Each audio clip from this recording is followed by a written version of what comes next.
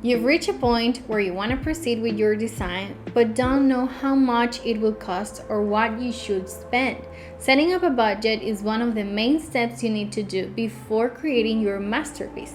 It will save you stress, money, and time. This is a step I fully recommend because it gives you an idea of the cost instead of having little heart attacks during the entire construction.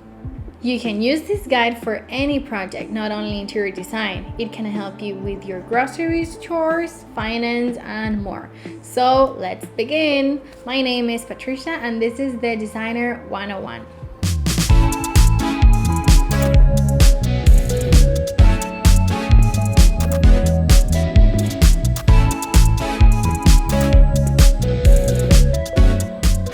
We're going to start by defining your project. It is important to have a budget that is as complete, as detailed as possible. Wait until you have everything designed or approved by the client. This way, you won't have to do do-overs or have multiple versions of the project because the design process wasn't finished. While designing, you must consider all the materials, furniture, appliances, and equipment and start thinking where to buy or get everything on time. This is a great opportunity to explore the stores or suppliers if they offer what you want. So now it's time to make the list. For this, the best tool for me is making an Excel table. List every item you can think of, from the base paint to the ultimate flower decoration, even new sheets if it is a bedroom, or a set of fillers if it is an office. When I say everything, it's literally every single thing. This will help you avoid many surprises during the execution. Mind you, there will be some nonetheless.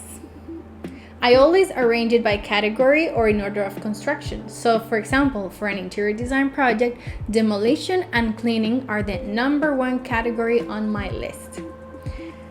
Next, you have the new construction. In this step, I separate these specialties: electrical, plumbing, structure, and such. This way, you can separate the materials needed from the workforce for each one, since they all have different contractors.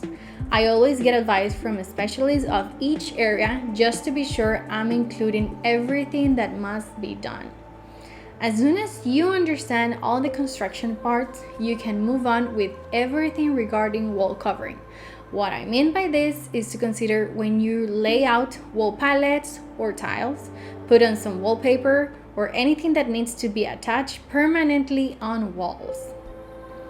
The same procedure as wall covering applies for flooring. Don't include non-permanent carpets, since this is part of the accessories category, and if you're going in order of construction, this item should be your last since it can get ruined or stained easily.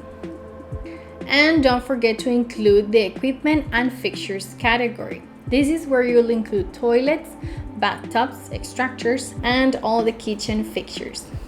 So now we're moving on with the accessories, and here are the doors and windows. Doesn't matter if they're made of glass, wood, or any other material. Here can make all the adjustments that you'll need to do, for instance, reframing or extending lengths to fit doors or windows. The painting category is very simple. Generally, you put all the painted surfaces in square feet or square meters. You also need to consider the workforce for this and some painting equipment, such as brushes, tapes, paper for covering, and that's it. Lighting and electrical accessories. I know we talked about including the electrical part at the beginning, but this step includes only the equipment: spotlights, hanging lights or fans, power outlets, and switches. It's important to separate this from the electrical wiring, electrical panels, and such. You can go on to the furniture category. This one can be as fun as expensive as you want, since it will depend on your total budget and your concept or the theme you want to demonstrate. Choose your furniture with care because it's what your client is gonna see, feel, and touch first.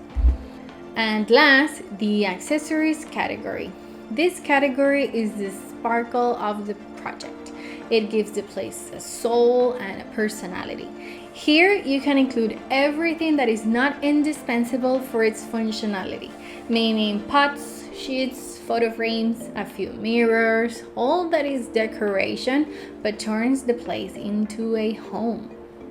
So time for quotes. Once you have a list of everything you need to buy, it's time to start asking for quotations and time of delivery. I recommend asking for quotes first instead of buying the entire thing at once, because you need to first know all your furniture expenses and the total amount of the investment of the project. It's just a way of protecting your wallet. This is very important and practical when designing your built-in furniture. This way, you'll be able to create a timeline of every activity or decide when a supplier will start and finish. Time for numbers. Get in there with a cup of coffee and start filling in the blanks that in that Excel table you created of the list of every inch in your design.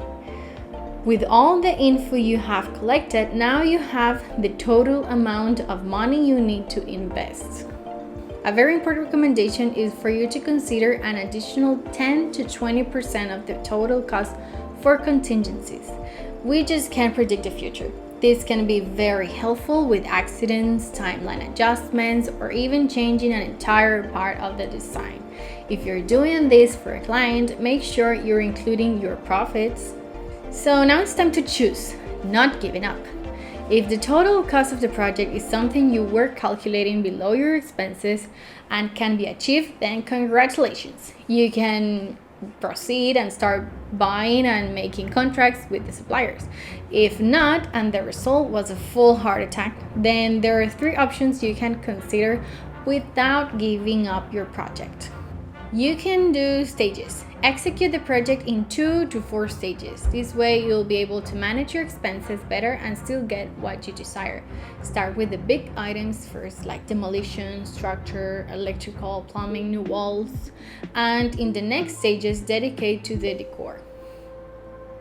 Extend the time of delivery. First and foremost, convince the client to accept a longer period of delivery and later talk to the suppliers. Between one supplier and another, there are timeline differences. Try giving yourself the time you need to achieve perfection. If you're a perfectionist, you won't have trouble with this. This option will give you an opportunity to evaluate your expenses after every activity you finish. Change suppliers. The internet is a vast world of options. Some products are being sold at a very low price somewhere. Find them. If you can achieve better prices, you can now resume the list. Make compromises. Don't recommend redesigning the entire project, but do evaluate the type of materials I'm suggesting. Sometimes changing a little bit of a shape or texture will save you lots of money. And not much to say here, just to proceed. This will be all for today's video. I hope you enjoyed it. Leave a comment if you want to know more, and see you next time.